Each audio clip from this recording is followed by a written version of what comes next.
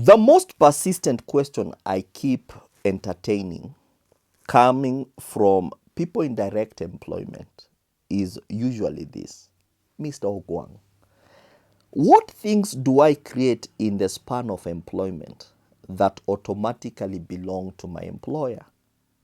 This question disturbs largely people who have a reputation about them to be creative. People who are constantly originating new things, new solutions.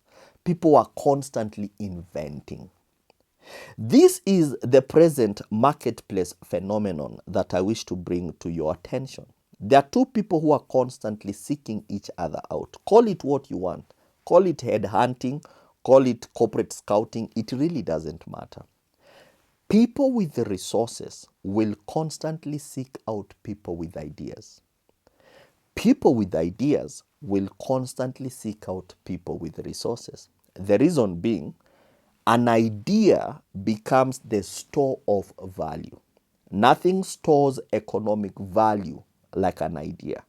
You know how they used to tell us that money is anything that stores value? Well, no sooner do you get 1,000,000 shillings today than it begins to depreciate in economic value.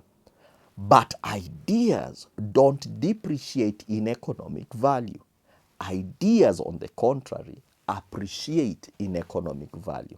So that's very important for you to understand that if you want to store value, then nothing stores value like an idea. So it's one of the reasons why I tell people that a day without an idea is a wasted day. Do you want to know if you wasted yesterday? Very simple. What idea did you come from yesterday with? Do you want to know if you're wasting today? Very simple. What idea will you come from today with? A day without an idea is a wasted day. Majority of us, we are busy in the rat race of life, but in that busyness, we waste our days. Because at the end of the day, you have not originated an idea. Ideas will make you have longevity at the marketplace. Ideas will give you immortality. If you've ever wanted to be immortal, nothing will make you immortal like an idea. So, going back to the question, at what point do the things that you do become the property of your employer? There is a recent case in South Africa that the High Court of South Africa that sits at Guatemala made a pronouncement. And the pronouncement is very interesting. The High Court recommended 11 things to be met, but for the sake of the elasticity of time, allow me just to restrict myself to 3 things. But even before we go to the 3 things, what is intellectual property? Intellectual property is anything that you can create from your mind that you as an individual should own, and even importantly than owning, you should commercialize. You can create something, you can own it, but if you don't commercialize it, it's not intellectual property.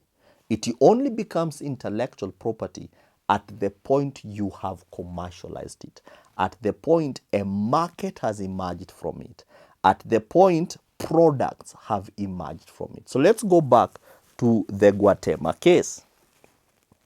A Vodafone employee was suing Vodafone for a feature he had invented 11 years ago. The feature is the please call me function. So any person who uses please call me function, you are using something that an individual invented in South Africa, a Vodafone employee. So the Vodafone lawyers were relying on what has been known, which is misleading. It's not accurate, but it's what has been known. And majority of lawyers mislead the people by saying that whatsoever you have created during employment is the exclusive property of your employer. In disagreeing with the Vodafone lawyers, the High Court recommended 11 things to be considered, but let's restrict ourselves to 3. The first question was, does an employer pay the employee for their brain or for their mind? It's a very important question to answer, Because if you can answer that question, then automatically we get where intellectual property emerges.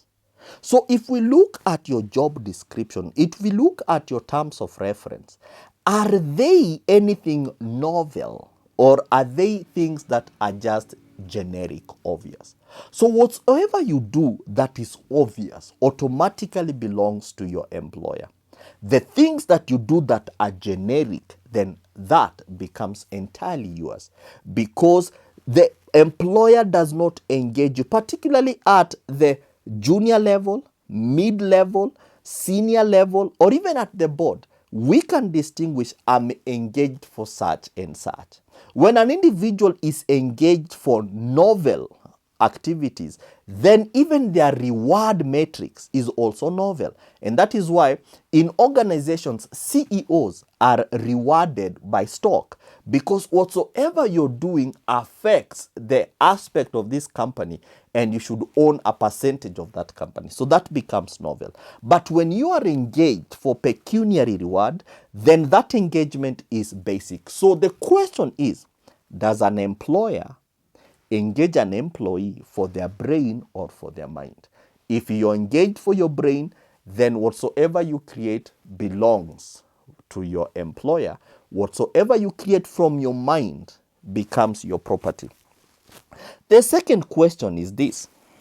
In us arriving at who owns what during the span of your employment, the question is this: did you create that thing during official working hours? Two, did you create that thing within the facilities of the employer? And three, did you create that thing using the employer's equipment? So if the question is yes, I created that thing during official working hours. Secondly, I created that thing within the premises of the employer. And thirdly, I created that thing using the employer's equipment. Then automatically, that becomes the property of your employer, because whatsoever you do during working hours originates from your job description and your terms of reference. So then that means you are extending your terms of reference, you are extending your job description. But here's where it's very interesting. You might have engaged in a thing during official working hours, but it went beyond your terms of reference. And that is where the South African High Court came with the third question. How does that thing that you have meet the ultra vires principle? The ultra vires principle is very simple. It simply means this: the things that you've created, if the company was to do them, might the company be acting beyond their ultra vires? The ultra vires is on two things: articles of association and what it's called the policies of the organization. So when you've created something and it directly have a point of convergence, it directly has a point of convergence with the articles of association, then automatically that becomes the property of your employer. Two, if you create something during your official working hours in the premises of the employer using the employer's equipment, and it touches on the policies of that business, that company, then automatically it becomes the property of your employer. Here is where it's interesting. If you create something during official working hours and it does not coincide, it's actually against the ultra vires, it's actually against the articles of association, that thing is entirely yours. So in the Guatemala case, when this gentleman originated the feature, please call me feature, that feature against the test that the South African court had advanced, it did not meet that test. So that thing became the private property of that individual. And today, whenever you send out a please call me, that gentleman gets paid. Did you know that? For every please call me that you send, that gentleman gets paid. So it's very important for us to understand those three important questions. Do you get paid for your brain or from your mind? The most important question is, do you know how to distinguish between your brain and your mind? The second question, did what you create, was it during official working hours? Was it in the premises of the employer? Or did you use the employer's equipment to do that? If you did that, then automatically they become the property of your employer, because they must have been originating from your terms of reference, and they must have originated from your job description. And the last one, which is my personal favorite, the ultra vires principle. And the ultra vires principle means anything that an employee engages on that is beyond the articles of association of the employer becomes the personal property of the employee. I really want to hope that I've addressed myself to this question to the best to your liking. And just in case I might have left out something, let's interact in the comment section. You might have a divergent opinion. Let's engage in the comment section. And if you've reached this far, kindly consider rewarding me with 3 things. Let's engage in the comment section. Leave me a like, share this content with your friends, and kindly consider following. It will really help us with the algorithm. My name is Ogwang. I am the principal at Franchise and Licensing, and I will see you in the next one. Until then, take care. God bless, and bye-bye.